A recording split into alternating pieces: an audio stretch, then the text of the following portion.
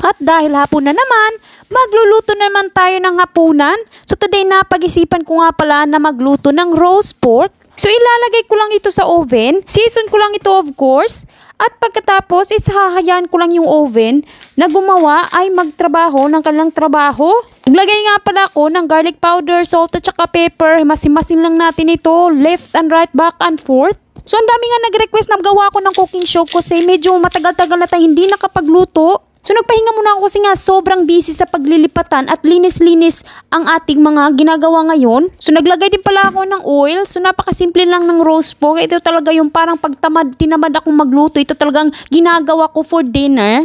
So family of 6 na nga pala tayo ngayon. Alam niyo naman meron na tayong bagong housemate sa bahay ng McPherson family. Yung pamangkin kasi ni Miss Teres nag-aaral dito sa city at tumitira muna siya sa amin pansamantala. Kasi nga malayo yung bahay nila at kami naman is malapit dito lang.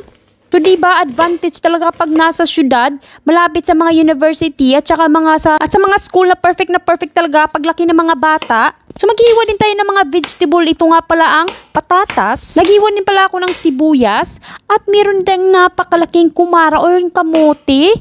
Maghihiwa din ako ng carrots of course para colorful yung ating roast vegetable. So alam nyo dito sa city talaga kapag nakatira ka na dito, meron na mga Uber Eats.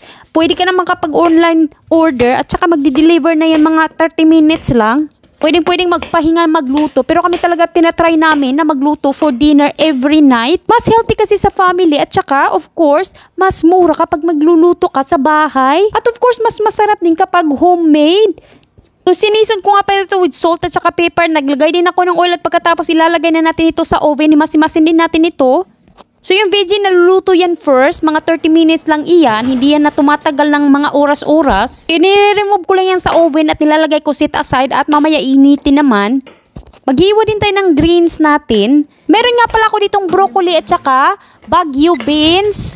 So, super easy na dito sa city. Marami na tayong nabibiling mga fresh fruits and vegetable. Marami ng option at saka nakakapili ka pa ng mga vegetable na pang tropical o yung parang nasa Pilipinas kahit yung mga talong nila nakakabili ka dito pag summer lang siguro. Meron ding okra at saka meron ding mga sitaw. So nakaligo na nga pala ako, nakatapos na akong maglinis at ito na, ready na yung ating dinner. So around 5:30 PM nga pala yung kainan namin. Nire-ready ko na yan, siniset up ko na for the family. Paborito nga pala ng mga anak ko. At of course, ni Mr. yung roast pork. Hindi ko lang alam kung magugustuhan ito ng pamangkin ni Mr. First time ko kasing gumawa ng roast pork. Nandito siya sa bahay. So guys, thank you for watching this video. I hope nag-enjoy kayo at sa susunod naman na vlog. Bye!